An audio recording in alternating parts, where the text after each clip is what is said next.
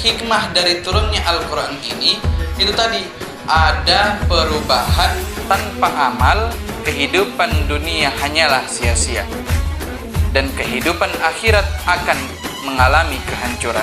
Yang dalam setiap perjuangannya di medan pertempuran tidak pernah sekalipun ia mengalami kekalahan.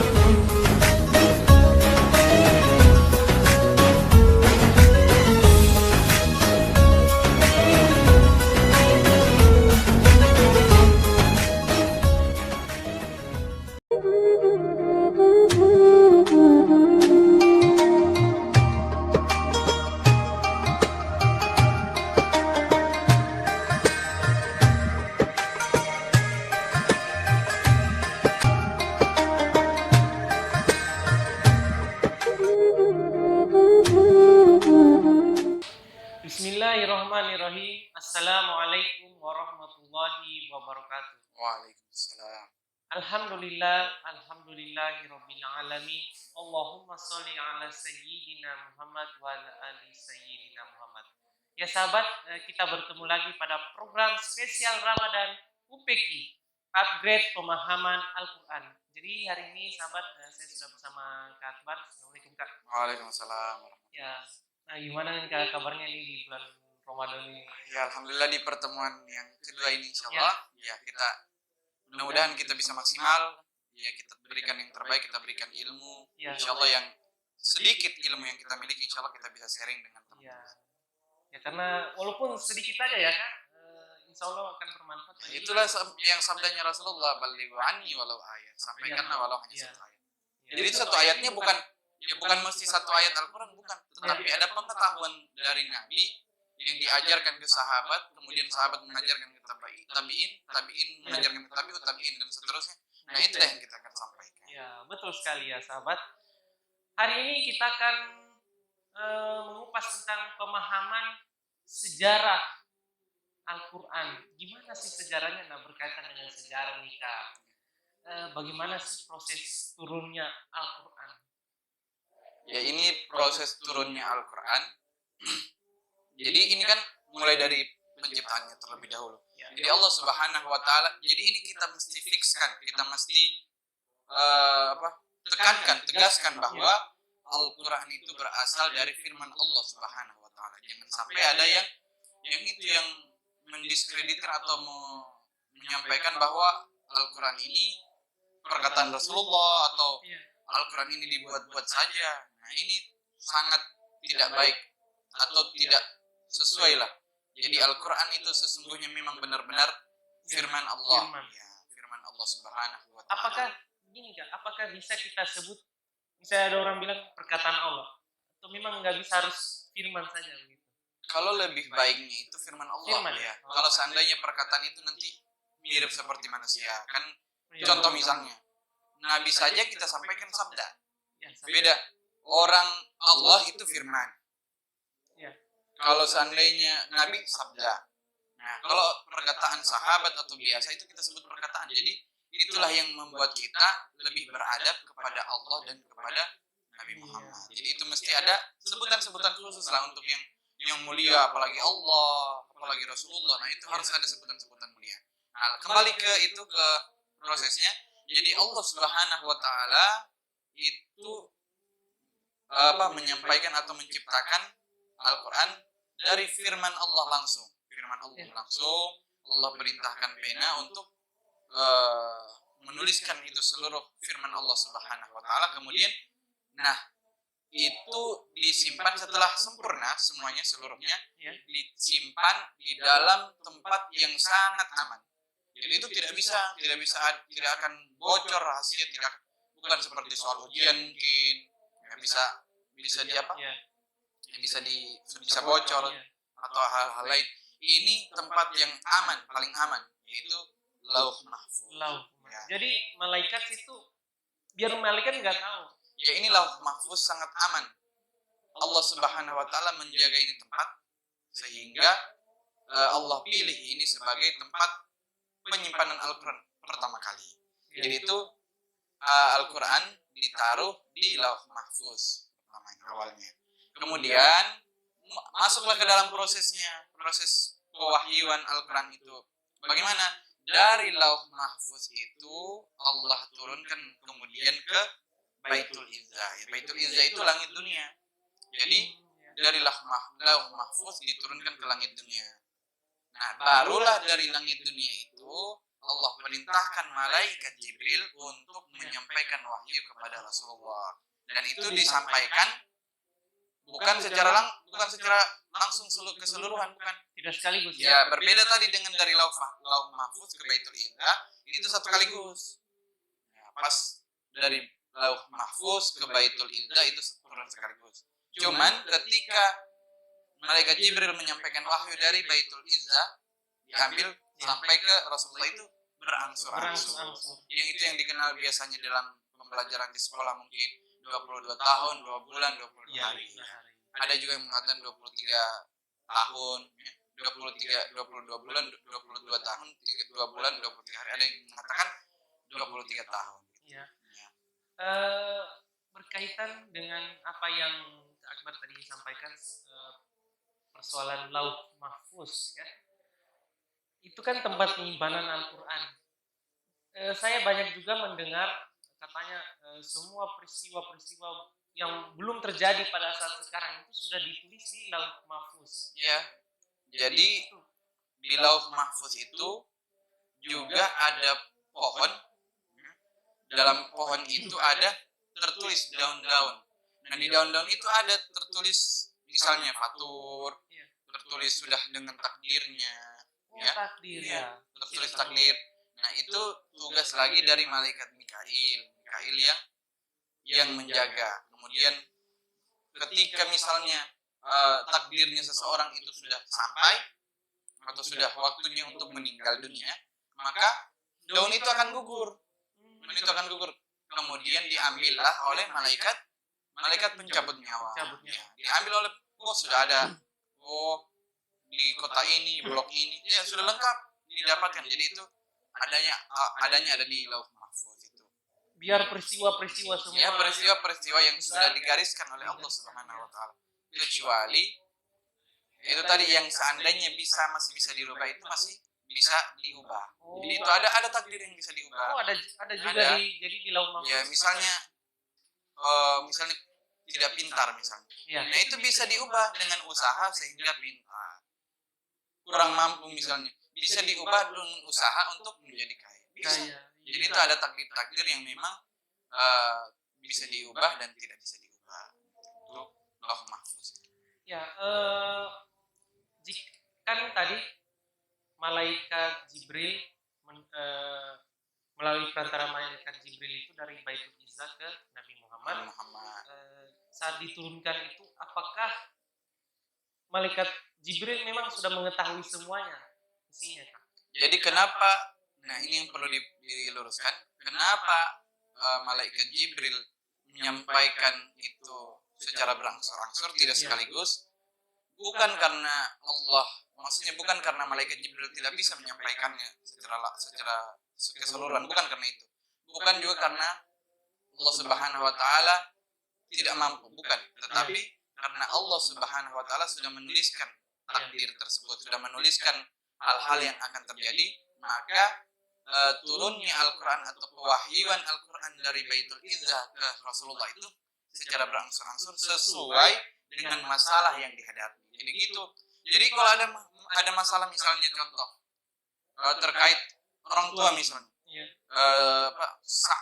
orang tua Sa'ad bin Abi Waqqas kadang tidak itu ketika Sa'ad bin Abi Waqqas masuk Islam itu orang tua tidak izinkan. Ya, makanya dari situlah yang membuat ada turun ayat Al-Quran. Jadi itu yang menjadikan dasar-dasar turunnya Al-Quran adanya masalah yang terjadi.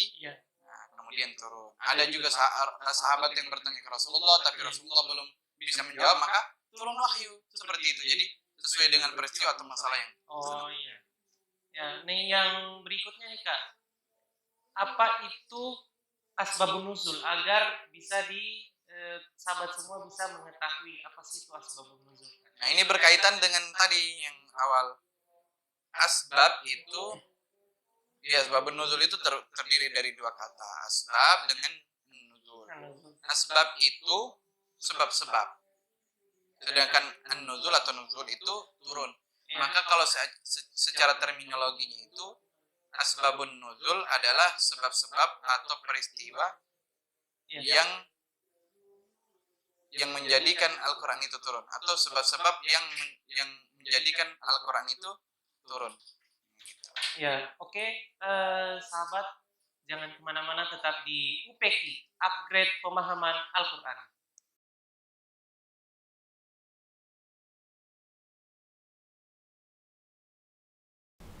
Vin, atas Vin. Nanti mit. Hei, apa kurang buat di sini? Jangan keribut bro, main game ini lagi serius ini. Atas. Korang nih di masa pandemi begini seharusnya jangan kurang berkumpul begini. Baru kurang udah pakai masker lagi. Kalami. Yo pak. Agar kau ini bro, ribut sekali kita. Menang tadi. Bukan ribut sini. Assalamualaikum. Waalaikumsalam PRT. Kenapa ini ribut-ribut? Ini PRT, kita lagi main game tadi, datang ribut sini. Baru menang nih tadi. Soalnya mereka dinasihati supaya jangan berkumpul dengan harus pakai masker, mereka marah-marah. Oh, jadi sudah benar ya niatnya ini Mas, menasehati, tapi jangan, saya lihat tadi sampai pukul-pukul meja ya, jangan seperti itu. Nah, kalian bertiga juga sebagai warga tetap di desa ini, jangan juga kalian seperti begini, tidak pakai masker, tidak jaga jarak. Bukankah saya sudah bilang dari awal pandemi ini, kalian itu ikuti perintah dari pemerintah, ikuti protokol kesehatan yang 3M itu. Apa itu 3M PRT? Belum tahu juga 3M? Belum PRT. Ya Allah. Yang pertama itu mencuci tangan, tentunya itu pakai sabun. Yang kedua seperti yang kalian lakukan ini, jaga jarak ya. Yang ketiga itu memakai masker. Kalian ada masker? Tidak ada. Ya Allah, masker juga tidak ada. Untung saya lagi bawa masker di sini. Bagi-bagi. Ambil. Terima kasih PRT. PRT. Ya. Pakai. Iya, Sudah cuci tangan belum? Belum PRT. Habis ini cuci tangan. Saya pergi dulu ya. Jangan lagi ribut-ribut. Ya, Assalamualaikum. Waalaikumsalam. Jaga jarak.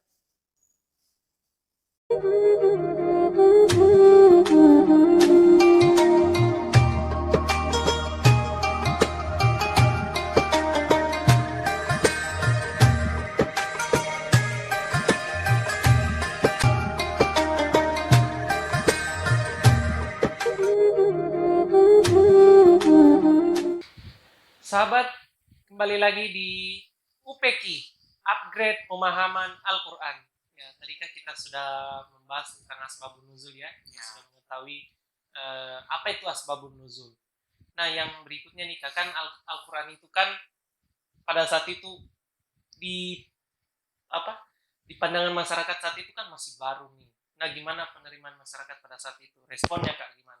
Jadi gini, sebelum turunnya Al-Quran itu terkenal di situ masyarakat. Iya. Ketika itu di kota Mekah itu banyak kegiatan-kegiatan yang menggambarkan kegiatan jahiliyah lah ibaratnya. Iya. Jadi kegiatan-kegiatan yang sangat jauh dari nilai-nilai agama, nilai-nilai akhlak dan sebagainya. Maka itu Rasulullah menyendirilah itu di bukit. Kemudian Rasulullah SAW masuk ke dalam Gua Hira. Itu selama beberapa tahun, dan ketika genap usia beliau 40 tahun, nah itu turun wahyu pertama yaitu surah Al-Alaq. Nah itu awal mulanya adalah ketika Rasulullah SAW merasa bahwa ini penduduk Mekah sudah melampaui batas istilahnya, sudah jauh sekali dari kebenaran, sudah banyak sekali perilaku yang menyimpang. Nah di situ awal mulanya. Ketika turun Al-Quran, intinya pasti ada pro dan kontra. Iya. Nah, tetapi hikmah dari turunnya Al-Quran ini, itu tadi, ada perubahan dari jahiliyah menuju zaman yang terang benderang hingga saat ini.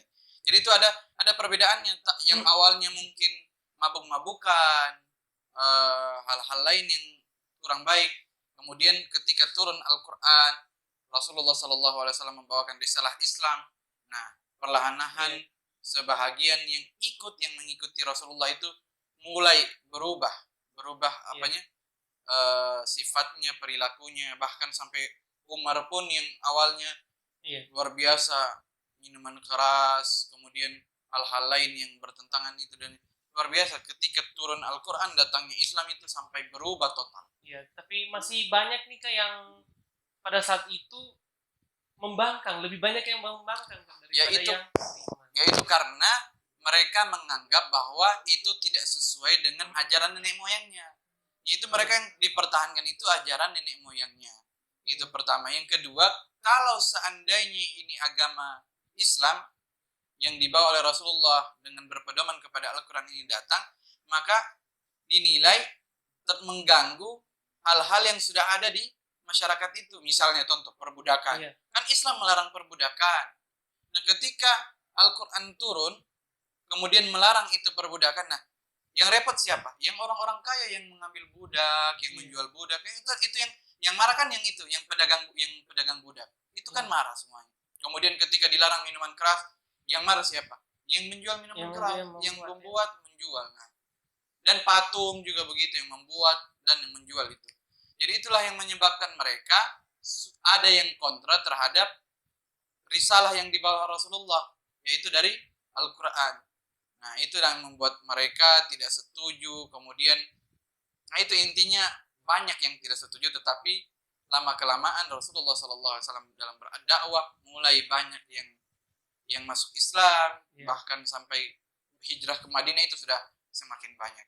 Kalau seandainya penyebarannya misalnya di Indonesia atau di belahan dunia yang lainnya lah, Al-Quran setelah adanya Al-Quran, intinya setelah ada Al-Quran, semua yang awalnya praktek-prakteknya, perilaku-perilakunya jahiliyah menjadi hal-hal yang positif, lebih positif sesuai dengan apa yang telah disyariatkan kepada agama Islam oleh Allah Subhanahu wa taala. Iya. Oke Kak. Jadi bagaimana sih Kak, dengan cara apa Rasulullah menyebarkan Islam itu? Mungkin lebih singkat. Iya, kalau Rasulullah SAW itu menyebarkan awalnya dari sahabat. Nah, itu pentingnya sahabat, perannya sahabat itu luar biasa. Karena ada yang tidak menetap, ada yang tinggal bersama Rasulullah di Madinah, ada yang memilih, dan Rasulullah pun menugaskannya di Mekah, ada yang ditugaskan di Kufah, di Mesir, dan lain-lain. Kemudian ada juga sahabat-sahabat yang memilih untuk merantau, berlayar dan lain sebagainya. Nah, itulah yang menyebabkan Islam itu tersebar luas dari salah satunya dari peran sahabat-sahabat. Jadi ini salah satu tujuannya ya. Ya, karena itu Al-Qur'an sudah dimutlakan atau sudah digariskan bahwa Al-Qur'an itu mesti untuk seluruh umat manusia yang ada setelah Rasulullah SAW diutus. Iya. Ya, Masya Allah, walaupun perjuangan Rasulullah menyebarkan Islam, tetapi Allah masih tetap menjaga Al-Quran sampai saat ini ya Kak. Ya, alhamdulillah sekali ya. Ya, oke, berikutnya apakah sejak turunnya Al-Quran ini sudah tersusun seperti sekarang, seperti Al-Baqarah, Al-Imran, An-Nisa, begitu, gimana Kak? Ya, ketika Rasulullah SAW menyuruh sahabat untuk menghafal Al-Quran setelah Rasulullah yang membaca, kemudian sahabat-sahabat yang lain juga membaca di depan Rasulullah. Makanya itulah tadi kita belajar Al-Quran itu langsung dari sumbernya. Sumbernya setelah diwahyukan kepada Rasulullah oleh Allah melalui perantara Jibril. Nah, di situ Rasulullah sebagai sumber kepada sahabat-sahabat. Nah, dari Rasulullah itulah sahabat-sahabat mengambil referensinya. Dan ketika Rasulullah menyuruh beberapa sahabat untuk menulis Al-Quran, disitulah Rasulullah langsung menginstruksikan bahwa mereka menyusunnya mulai dari Al-Fatihah, Al-Baqarah. Jadi jangan bayangkan itu dari susunannya ulama, bukan, tapi itu sudah memang itu dari Rasulullah ya? Yang sudah instruksi dari Rasulullah. Ya, dan pada masa apa itu Al-Quran itu disusun sudah secara sedemikian rupa seperti sekarang ini. Nah, intinya kita tahu bahwa Al-Quran itu turunnya dari Baitul Izzah, bukan turun lembah satu buah buku begini, bukan. Ya. Kan sudah dibukukan. Intinya turunnya melalui perantaraan malaikat Jibril, kemudian malaikat Jibril membacakan dan Nabi Muhammad SAW yang menyimak. Intinya seperti itu. Nah, kapan dibukukan?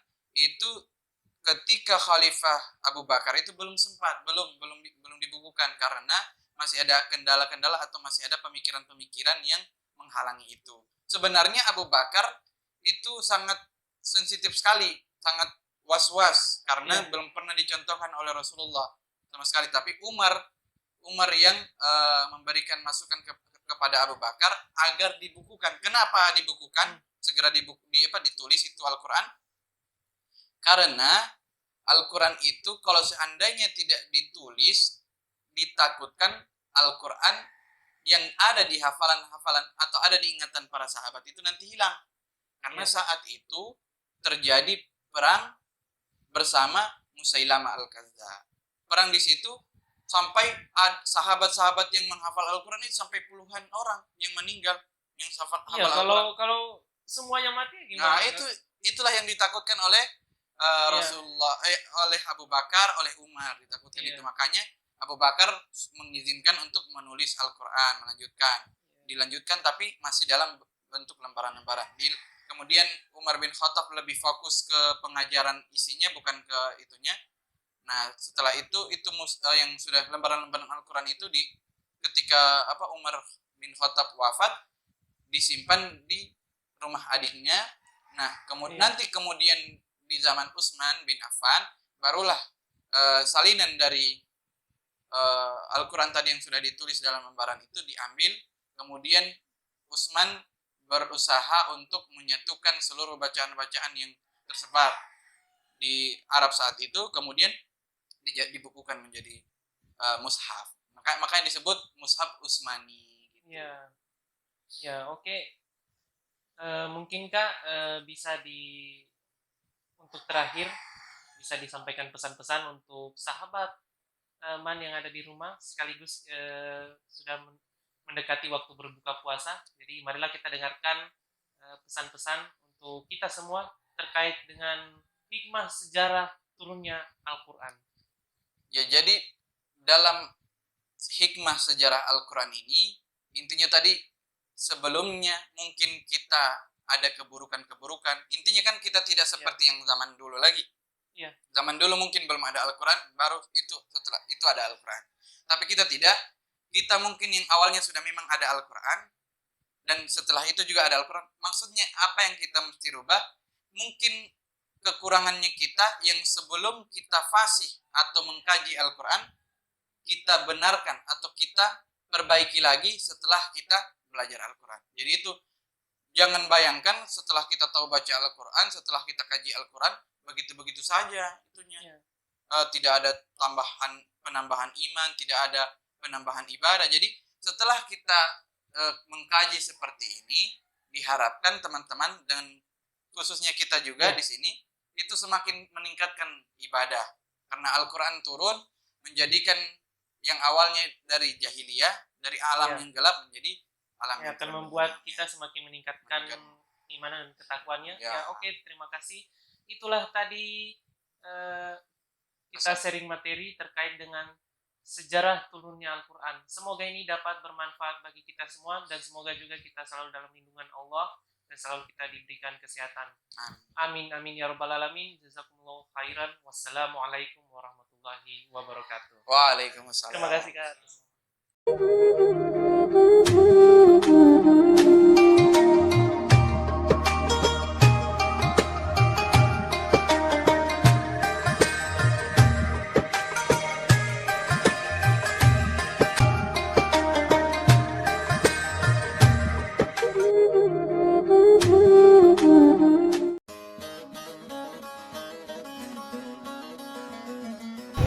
Kami keluarga besar Majelis Anak Negeri mengucapkan selamat menunaikan ibadah puasa 1442 Hijriah 2021 Masehi. Sukses di dunia, mulia di akhirat.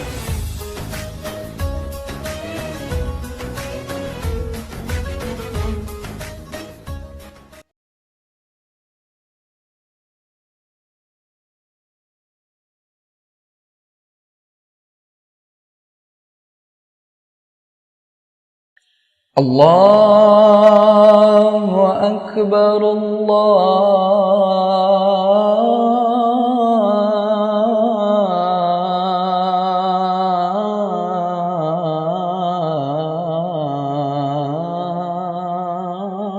الله أكبر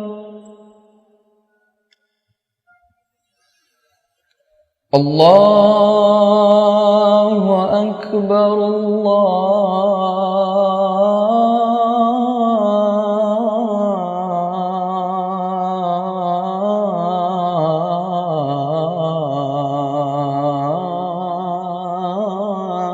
الله أكبر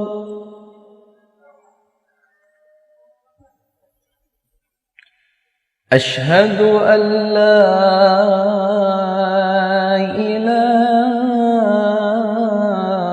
إله إلا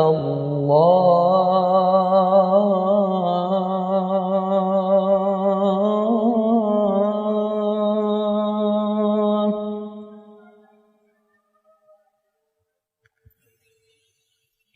أشهد أن لا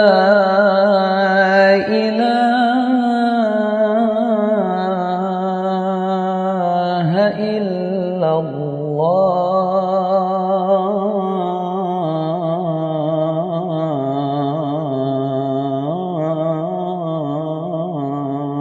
الله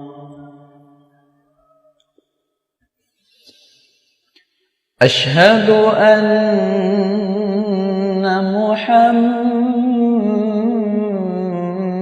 محمد رسول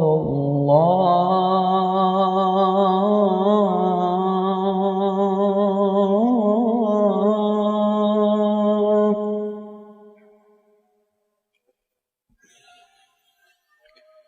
أشهد أن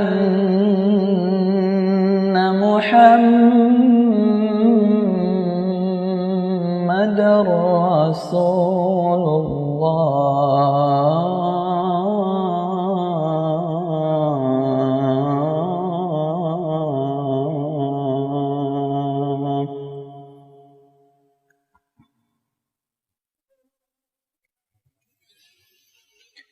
حي على الصلاة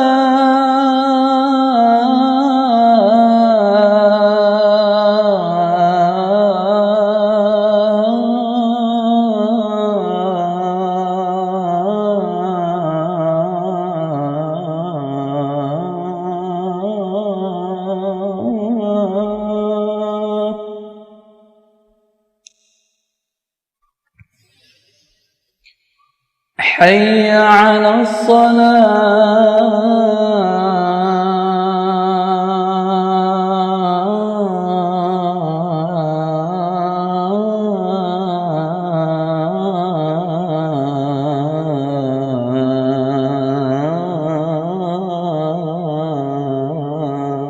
الصلاة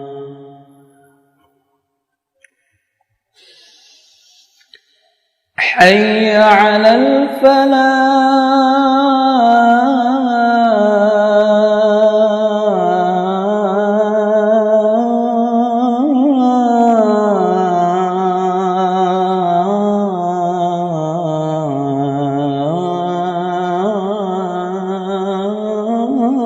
الفلاح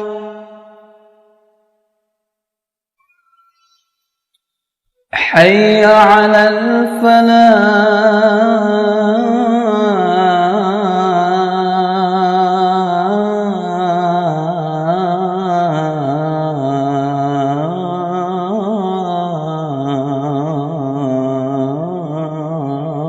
الفلاح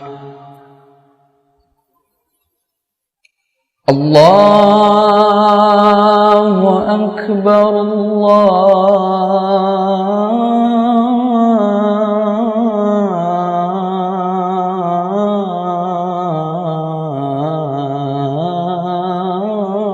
الله أكبر لا